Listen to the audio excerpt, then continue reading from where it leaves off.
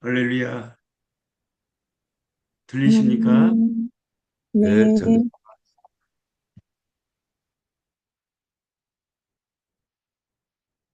아, 오늘 제가 생일인데, 생일날 아침에 일찍 이렇게 하나님 말씀을 함께 나누게 돼서 귀한 선교사님들과 참 의미가 있다고 생각합니다. 어, 선교사는 무슨 힘으로 선교 일을 하고 사는가?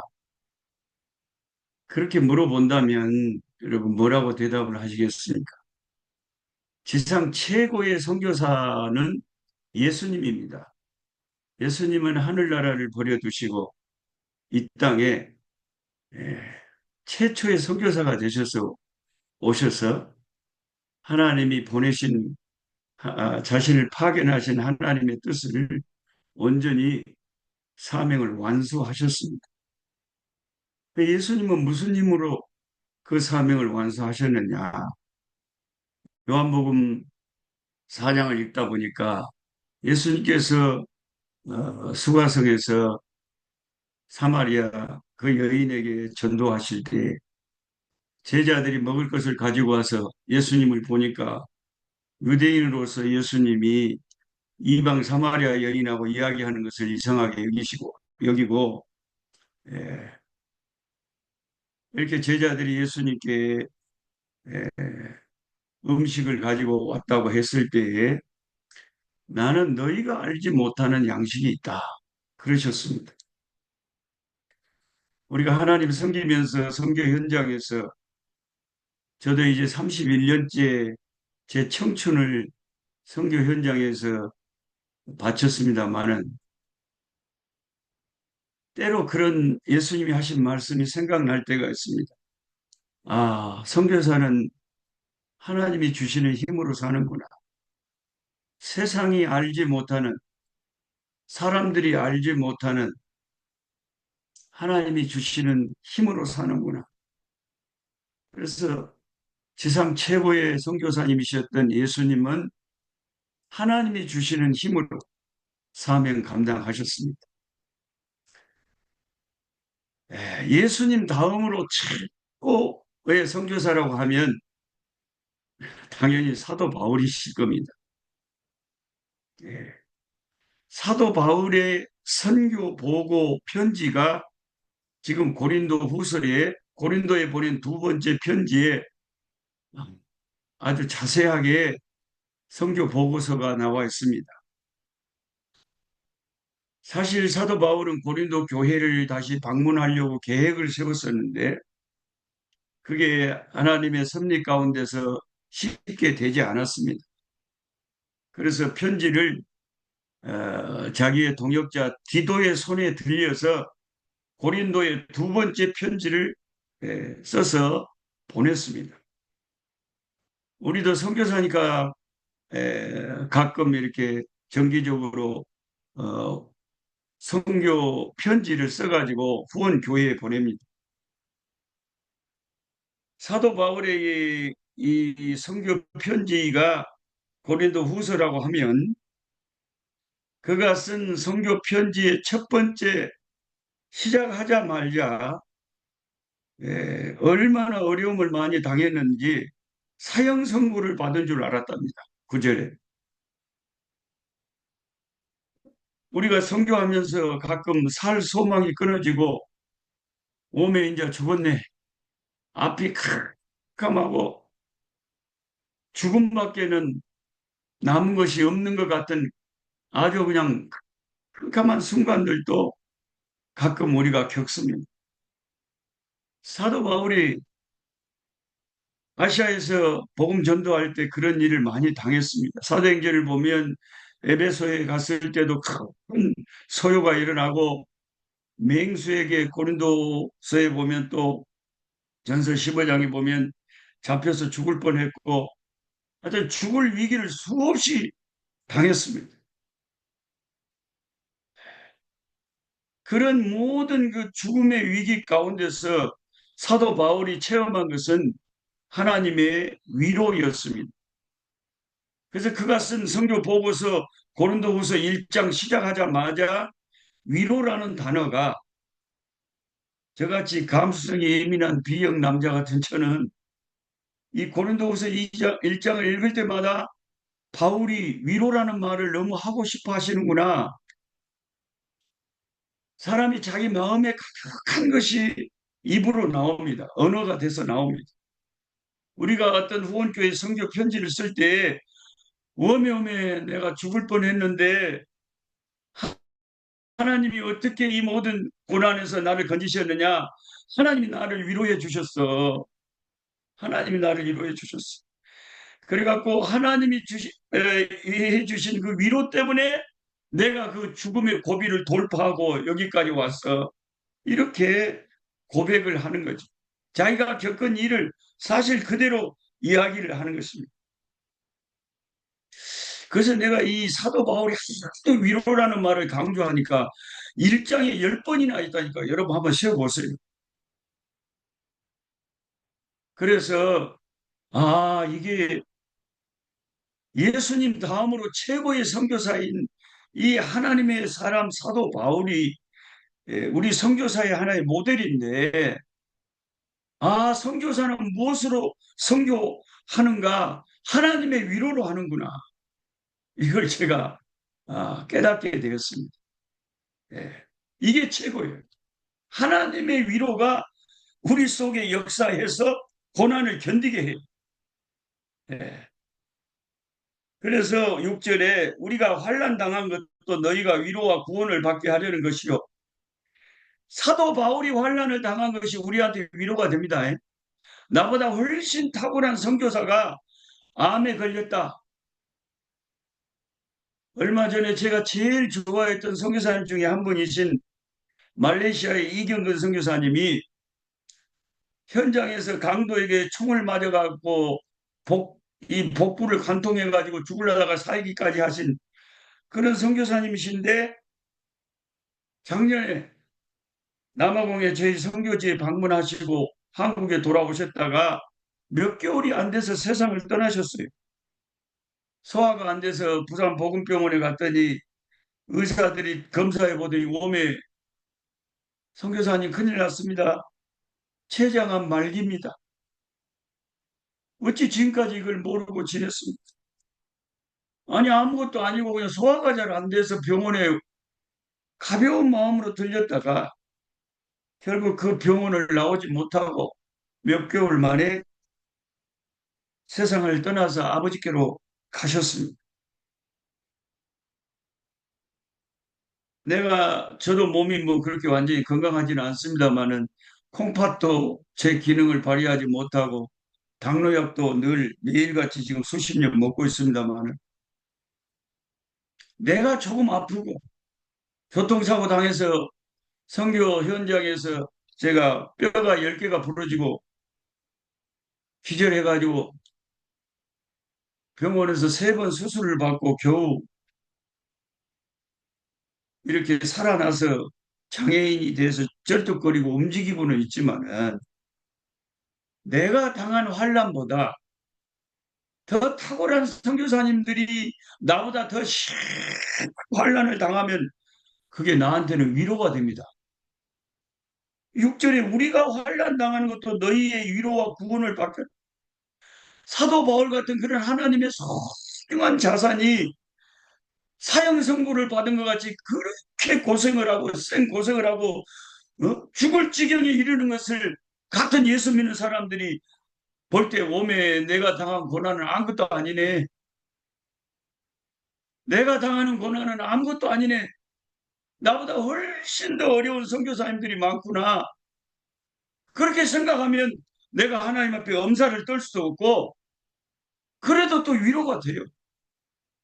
제가 신장 기능이 이번에 와서 한국에 와서 피 검사를 해보니까 61%가 됐다 그래요.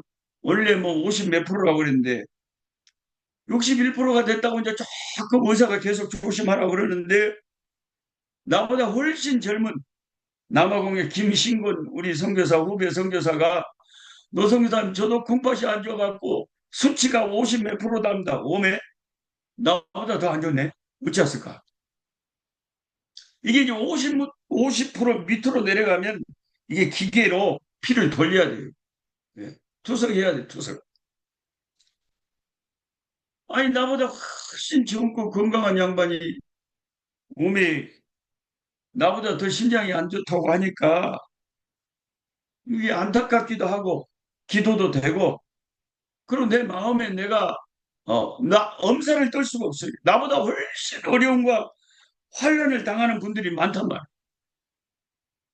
지금 함께 참여하고 있는 우리 잠비아의 심윤미 선교사님, 남편 되신 우리 김용현 선교사님, 워머 그때 강도가 집에 들어와 갖고 세상에 돌로 우리 김용현 선교사님 머리를 때려버려 갖고 그 자리에서 쓰러지고 거의 두개골이 함몰되고 다 죽은 줄 알았잖아요. 저도 강도를 당해서 큰 어려움을 당한 적은 선교지에 있지만은 모든 걸 다 뺏기고 너무너무 힘든 시간을 가진 적은 있지만은 강도가 벽돌로 내 두개골을 파손하지는 않았거든요. 그럼에도 또 다시 회복돼 가지고 다시 선교지 잠비아에서 여전히 하나님 선교하고 있는 모습을 보면 우리가 무슨 엄살을 떨고 아이고 나도 꺼내 나도 꺼내 할 수가 있어요. 그러니까 우리보다 훨씬 귀한 하나님의 종들이 환란을 당하고 어려움을 당하는 걸 보면서 그게 우리에게는 다시 용기를 얻게 하고 위로가 되고 힘이 된다.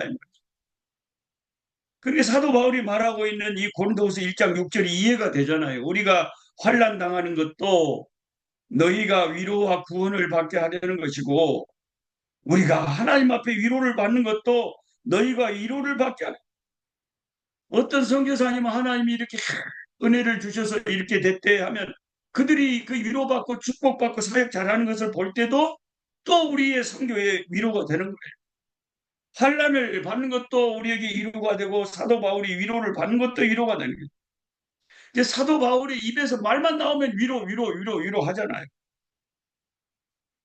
6절에 우리가 환난 당하는 것도 너희가 위로와 구원을 받게 하려는 것이요 우리가 위로를 받는 것도 너희가 위로를 받게 하려는 것이니 이 위로가 너희 속에 역사하여 우리가 받는 것 같은 고난을 너희로 견디게 하느니라. 선교사를 견디게 하는 게 뭐냐? 하나님의 위로라는 거예요. 이 명백한 성경 말씀을 통해서 내가 평생 선교하면서 깨달아야 되는 게 이겁니다. 주여 주님의 위로로 내가 이 선교 감당하고 그리고 아버지 앞에 설 겁니다. 주님의 위로면 충분합니다. 어떨 때 세상 사람들 가까운 사람들이 실컷 좋다고 막 선교 후원해주고 기도해주고 막 난리를 치더만 어느 날 무엇이 마음에 안 들었는지 뭐 하루아침에 고개를 돌려버린 후원자들이 한두 명입니까? 여러분은 안 건지 몰라도 나는 극디다. 그럴 때 얼마나 마음이 쓰라리고 아파요. 그리고 나에 대한 별로 안 좋은 소문을 들었다고 뭐 수십 년 후원해준 교회에 뭣도 모르고 방문했더니 더 이상 후원 안 하기로 했다고. 그 말을 듣고 그 교회를 나오는데 제 기분이 뒤통수가 따뜻해지면서 너무 무안해가지고 정말 죽고 싶더라고. 돈 그 몇십만 원 후원해 주는 게 별거 아니지만 사람이 기분이라는 게 있잖아요. 인격이라는 게 있잖아요.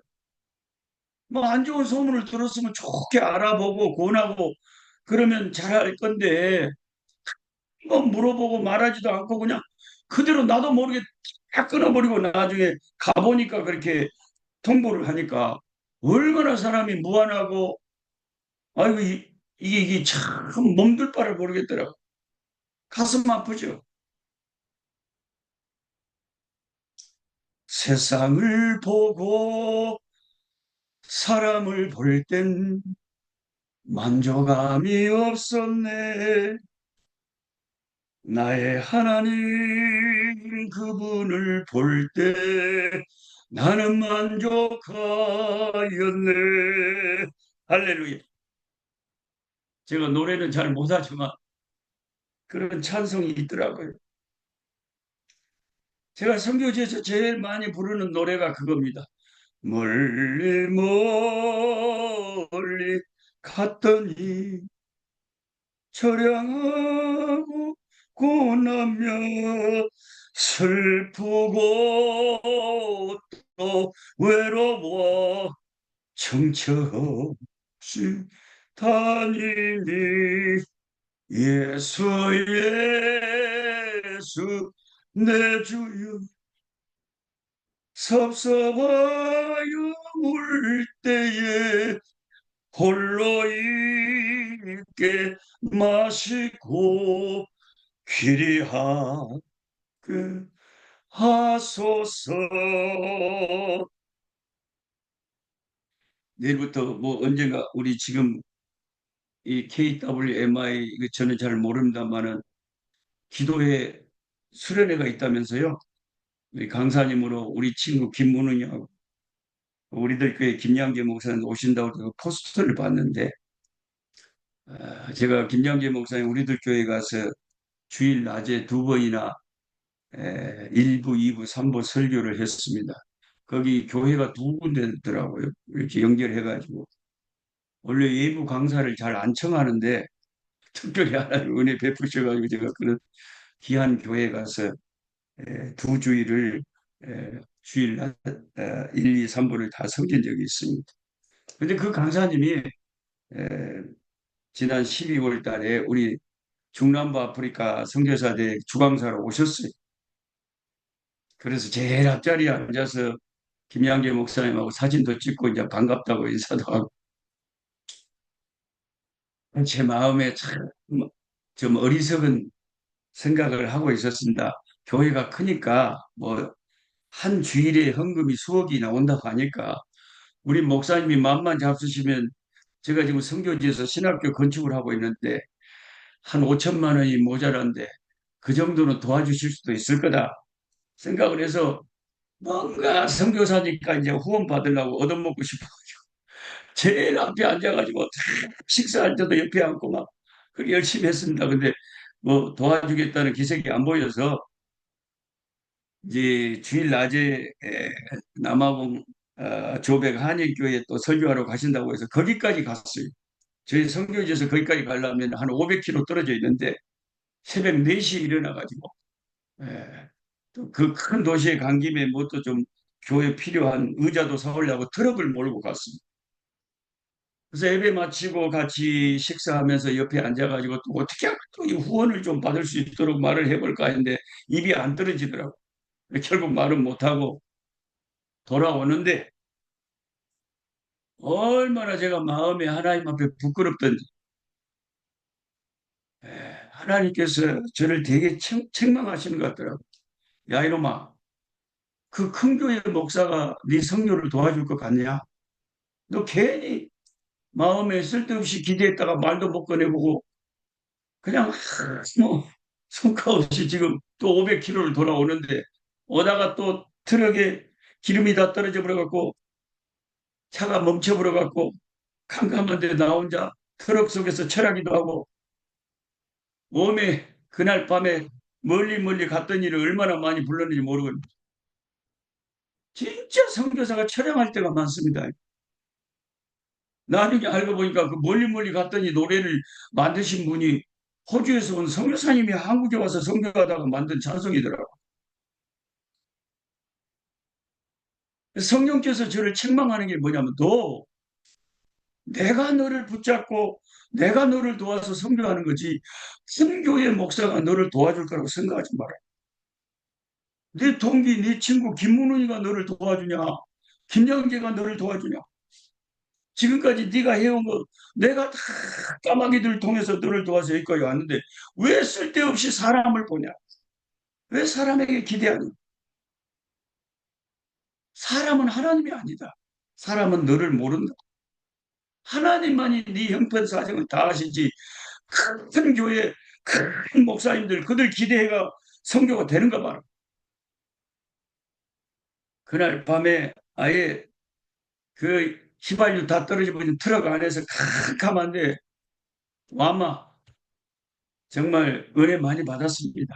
울기도 많이 울고 마음 비우고 아이고 이제부터 쓸데없는 뭐 큰 교인이 작은 교인이 뭐 이런 거 참 사람 앞에 그런 기대를 하지 말아야 된다. 오직 오직 주만 바라. 오직 예수 나를 위로하시는 주님만 바라봐야 되겠다. 그런 것을 크게 깨닫는 그날 밤이었습니다.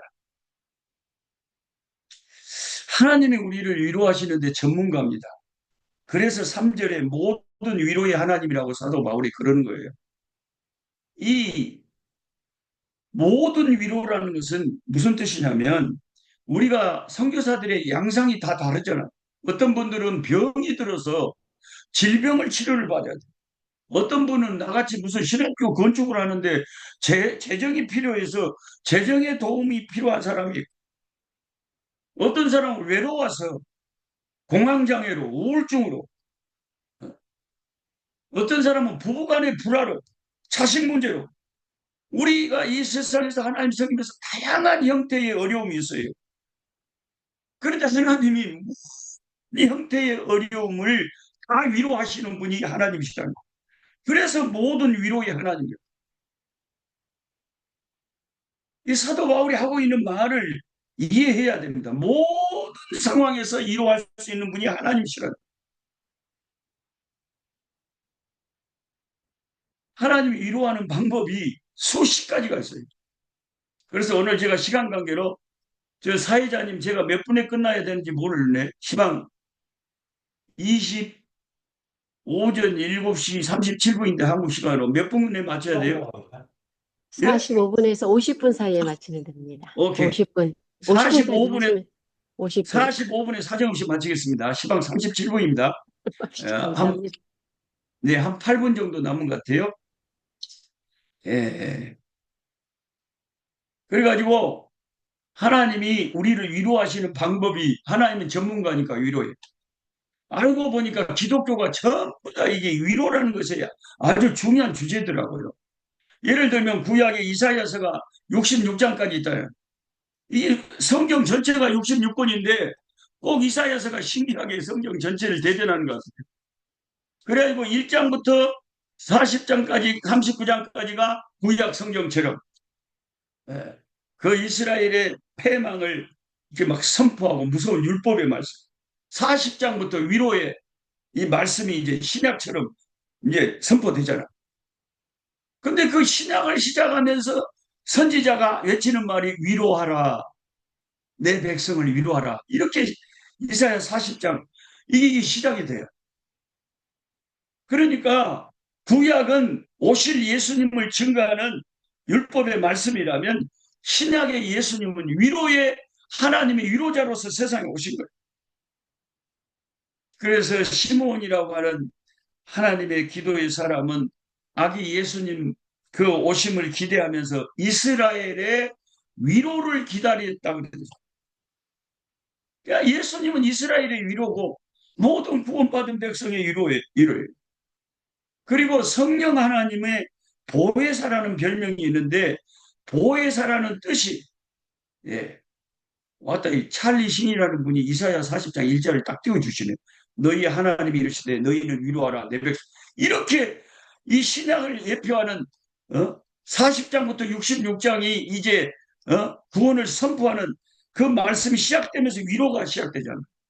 내 백성을 위로하라 그러잖아요. 그러니까 보혜사라고 하는 뜻이 위로의 성령이라는 뜻이에요. 우리를 모든 상황에서 보듬어 주시고 감동 감화시켜서 따뜻거려 주시고 우리를 용기를 북돋아 주시는 위로자가 성령 하나님이라는 그 뜻이 보혜사예요. 위로해 주시는 분.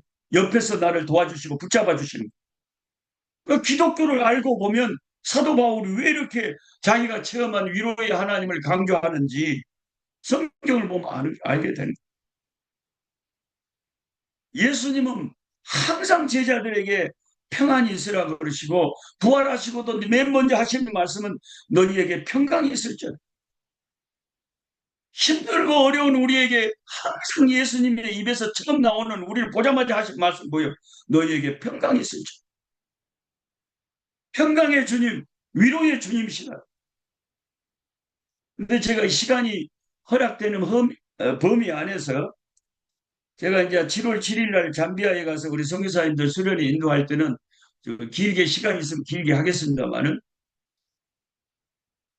45분까지 하나님이 어떻게 그 백성을 위로하는지 그 수십 가지 방법이 있는데 말씀드리겠습니다. 첫째는 하나님이 사람을 통해서 자기 종들을 그렇게 위로를 하십니다. 사도 바울에게 하나님이 그렇게 하셨어요. 여러분 한번 봐보세요. 성경을 지금 가지고 계신 분들은 고린도 후서 그 1장에서 한번 넘기셔갖고 2장으로 가보세요. 2장. 고린도 후서 2장 13절에 뭐라고 되어 있습니까? 내가 12절부터 내가 그리스도의 복음을 위하여 드로아의 이름에 주 안에서 문이 내게 열렸을 때, 드로아에 갔더니 문이 열렸다는 것은 전도의 문이 열린 겁니다. 전도의 문이 열리면요 막 전도가 됩니다. 이게 문이 열려야 돼요. 문이 열려. 성교도 문이 열려야 된다고요. 전도의 문이 활짝 열렸어요. 드로아에서. 그러면 세계적인 전도자가 갔으니까 오메 드로아에서 전도 많이 했겠네. 근데 못했대요. 왜 못했냐? 13절의 이유가 내가 내 형제 디도를 만나지 못함으로 내 심령이 편치 못하여 그들을 작별하고 마게도냐로 갔노라. 이렇게 되어 있습니다. 저는 이거 성경 시험 문제를 낸다면 이걸 꼭 내고 잡아요. 고린도후서 2장 13절에 세계 최고의 전도자 사도 바울이 드로아에 갔을 때 전도의 문이 활짝 열렸는데 왜 거기서 전도를 못하고 마게도냐로 갔습니까? 이렇게 물어보고 싶어요. 그럼 주관식으로 여러분이 대답을 딱 뭐라고 해야 되냐? 내가 내 형제 디도를 만나지 못해서 심령이 편치 못했다. 전도자는요, 마음이 편치 못하면 전도가 안 됩니다. 설교도 마찬가지. 내 마음이 은혜 충만, 말씀 충만, 평안이 충만해야 말씀이 은혜가 되는 거지. 내가 그냥 근심이 가득한 마음을 갖고는 절대 은혜로운 꿀이 메시지가 나오질 못함. 내 형제 디도를 만나지 못해서 세계 최고의 전도자가 전도를 못했대요. 인간이 그런 거예요. 사람은 어떤 사람이 말 한마디 때문에요. 한마디씩 없어지고 잠을 못 잡니다. 인간이 그런 질그릇이에요. 사람에게 큰 영향을 받게 돼 있습니다. 그래가지고 마게도냐로 들어와서 전도 못하고 마게도냐로 가버렸는데 어떻게 됐대요? 마게도냐 가갖고. 여러분 성경 갖고 계시면 고린도후서 7장 여기까지 하고 마치겠습니다. 7장 한번 넘겨보세요. 고린도후서 7장 5절에 마게도냐 갔습니다. 얼른 찾아보시라께. 고린도후서 7장 5절 우리가 마게도냐에 이르렀을 때에 또 우리 육체가 편하지 못하였고 드로아에서도 그랬는데 마게도냐 갔을 때도 또 몸이 아파 힘들어. 우리 육체가 편하지 못하였고 사방으로 환난을 당하여 밖으로는 다툼이요 안으로는 두려움이다. 내우 외환. 아예 그냥 심령도 힘들고 아예 환경도 너무 힘들었대요. 마게도냐 가갖고. 그래갖고 뭐 거기서 전도 못했겠네. 워마 많이 했대요. 어떻게 해요? 그 다음 절입니다. 7장 6절. 그러나 낙심한 자들을 위로하시는 하나님이 어떻게 위로하셨느냐? 디도가 오므로 우리를 위로하셨으니. 아니 뭐 디도가 대단합니까? 고린도 후서 편지 갖고 가서 고린도 교회 가서 말했는데 사도 바울이 눈이 빠지게 디도를 기다리고 있는데 디도가 두루아에 있을 때 온다고 했는데 안 와가지고 거기서 전도 못하고 마게도냐로 갔는데 마게도냐 너무 힘들었을 때에 디도가 드디어 왔어요. 아, 낙심한 자들을 위로하시는 하나님이 디도가으로 우리를 위로하셨으니 디도가 와서 뭐라고 하느냐? 아이고 사도 바울이여 당신의 그 고린도 후서 두 번째 편지를 이 고린도 교회에 읽고 온 교회는 회개하고 다 은혜 받고 애통하고 사모하고 난리가 났습니다. 할렐루야. 그러니까 이제 사도 바울이 힘을 크게 얻고 전도의 큰 역사를 이뤘다 하는 것이 고린도서 7장의 보고서입니다. 여러분, 인간은 하나님이 우리를 지으셨기 때문에 어떨 때 위로를 받는지를 하나님이 제일 잘 알아요. 그 위로의 전문가 하나님이 저와 여러분이 어떨 때 위로받습니까? 하나 사람을 통해서 그런 거 아니에요.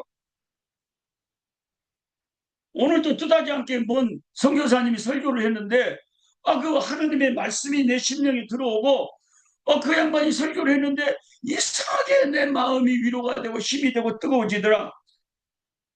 다 하나님이 사람을 통해서 일하시잖아.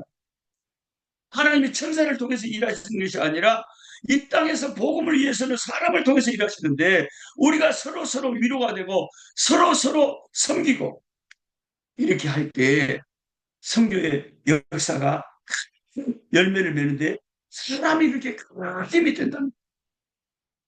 사도행전 28장 14절 15절 보면 사도 바울이 로마에 이르렀을 때 로마에 있는 믿음의 성도들이 사도 바울이 첩보에 처해서 수갑에 처해서 이제 가이사에게 신문 받으러 온다는 말을 듣고 멀리서 사도 바울에게 와서 사도 바울에게 힘내라고 응원을 할 때에 사도 바울이 그 형제들을 보고 하나님 앞에 담대한 마음을 얻고 감사했다는 구절이 나옵니다. 사도 바울 같은 세계적인 전도자도 형제들이 와서 응원하면 담대한 마음이 생기는 거예요. 이게 사람이에요. 그래서 하나님은 우리를 사람을 통해서 우리를 위로하시고 힘주신다. 우리 선교사들이 이렇게 저는 이런 새벽기도 모임이 있는 줄 잘 몰랐는데 그래도 어떤 뜻 있는 사람들이 서로 이렇게 선교사님들이 서로 기도회로 결성해서 함께 서로 기도해주고 서로 위로해주고 이게 큰 힘입니다. 선교. 할렐루야. 그래서 여러분이 잘하고 계신다고 생각합니다. 기도하겠습니다. 존귀하신 아버지 하나님, 주님은 위대하시며 주님은 아름다우시며 주님은 완전하십니다. 질그릇 같은 우리들, 깨지기 쉬운 우리들을 통해서 하늘나라의 역사를 이루어 가시니 황송하고 감사합니다. 우리는 할 수 없지만은 하나님이 붙잡아 주시는 힘으로 살아갑니다. 수없이 깨지고 자빠지고 넘어지고 로뎀나무 아래서 죽기를 구하던 엘리야처럼 힘들고 어렵고 눈물 나는 때 많았지만 사람들은 우리를 버리고 사람들은 우리를 돕지 않지만 하나님은 우리를 불쌍히 여기시고 때를 따라 돕는 은혜를 베푸시니 감사합니다.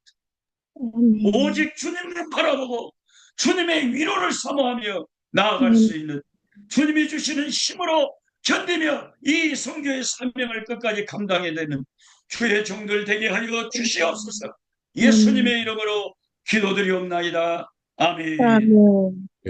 아버지, 우리의 기도의 모든 제목들을 다 들으시고 아시고 우리의 모든 상황을 아시는 아버지, 주님의 위로의 손길이 필요한 모든 자들에게 아버지 임하기를 소망합니다. 치료가 필요한 자들 나사렛 예수 이름으로 치료가 임하게 하시고 하나님의 강력한 아버지 붙잡으시는 역사가 일어남으로 기적이 일어나게 하시고 이 선교사님들의 기도를 통해서 수많은 기적의 간증들이 나타나게 도와주옵소서. 이제는 우리 주 예수 그리스도의 은혜와 하나님의 사랑과 성령의 교통하심이 주님을 붙잡고 기도의 네트워크를 형성하여 아버지 앞에 기도로서 나아가는 우리 사랑하는 선교사님들 개인과 가정과 자녀들과 사역 위에 지금부터 영원 무궁토록 함께 하실지어다. 아멘.